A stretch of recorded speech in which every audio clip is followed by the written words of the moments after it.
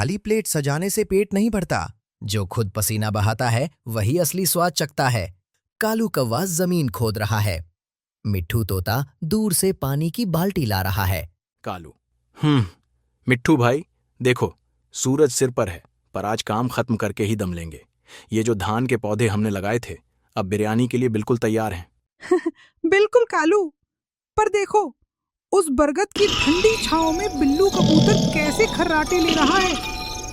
चलो उसे भी मदद के लिए बुलाते हैं। बिल्लू भाई, ओ बिल्लू भाई, जरा इधर आना। ये धान की बोरियां घर तक पहुंचाने में हाथ बटा दो। ओह, कौन चिल्ला रहा है? अरे कालू, तुम भी ना, इतनी गर्मी में काम। देखो मेरे पैर की नस चढ़ गई है, मैं तो हिल भी नहीं सकता। तुम लोग लगे रहो, भगवान तुम्हारा भला करेगा। नस चढ़ गई है या कामचोरी का बुखार चढ़ा है बिल्लू भाई? चुप करो मिट्ठू, तुम क्या जानो एक खिलाड़ी का दर्द। जाओ अपना काम करो। कालू और मिट्ठू अब जंगल से मसाले और सूखी लकड़ी बीन रहे हैं। तभी मौसी एक बड़े पत्ते से खुद को हवा करते हुए निकलती है।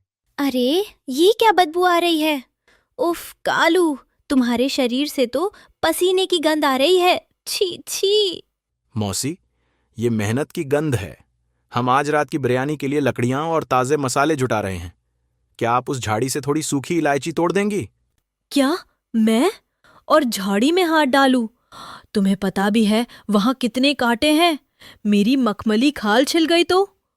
और वैसे भी आज मेरा उपवास है। मैं काम के बारे में सोचती हूँ तो मुझे चक्कर आने लगते हैं। पर मौसी, उपवास में तो मेहनत करना और भी पुण्य का काम है। रख अपना ज्ञान अपने पास मिट्ठू। जब बिरयानी की खुशबू आएगी तब देखूंगी तुम्हारा पुण्य। कालू और मिट्ठू थक चुके हैं, पर कालू हार नहीं मानता। कालू भाई बहुत थक गए हैं, अब काजू रहने देते हैं। बिना काजू के भी बिरयानी अच्छी लगेगी। नहीं मिट्ठू, जब मेहनत कर ही रहे हैं तो कमी क्यों छोड़ें? वो देखो, सामने वाली पहाड़ी पर काजू का पेड़ है। बस थोड़ी उड़ान और। तभी रास्ते में चील दादा मिलते हैं। कहाँ चले दोनों सिपाही? पंख थक रहे हैं, पर आंखों में चमक कम नहीं हुई। दादा, आज हमने ठाना है कि अपने पसीने की कमाई से सबको बिरयानी खिलाएंगे। बस काजू लेने जा रहे हैं। शाबाश, यही जज्बा तुम्हें दूसरों से अलग बनाता है। जाओ, सफलता तुम्हारा इंतजार कर रही है। रात का समय है। बड़ा सा पतीला चूल्हे पर है। कालू बड़े चम्मच से बिरयानी चला रहा है। मिट्ठू, अब इसमें केसर वाला पानी डालो। वाह, देखो कैसे एक एक दाना खिल उठा है। कालू भाई, इसकी खुशबू तो पूरे जंगल के जानवरों को खींच लाएगी। बिल्लू कबूतर और मौसी धीरे धीरे छिपकर पास आते हैं।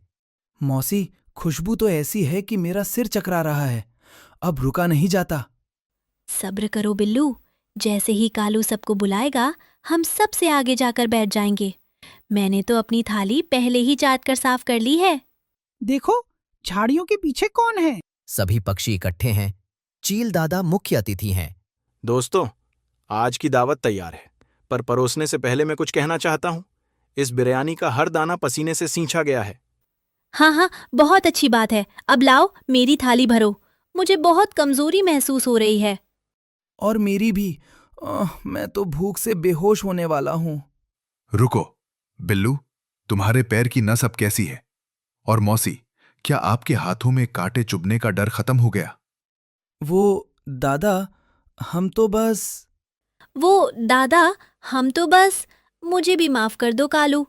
सुनो दोस्तों, खाना सबको मिलेगा, क्योंकि कालू किसी को भूखा नहीं सुलाता।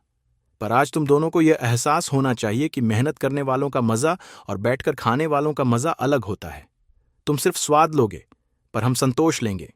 जरूर आऊंगा मिट्ठू। आज समझ आया कि मुफ्त का खाना पेट तो भरता है, पर इज्जत नहीं दिलाता।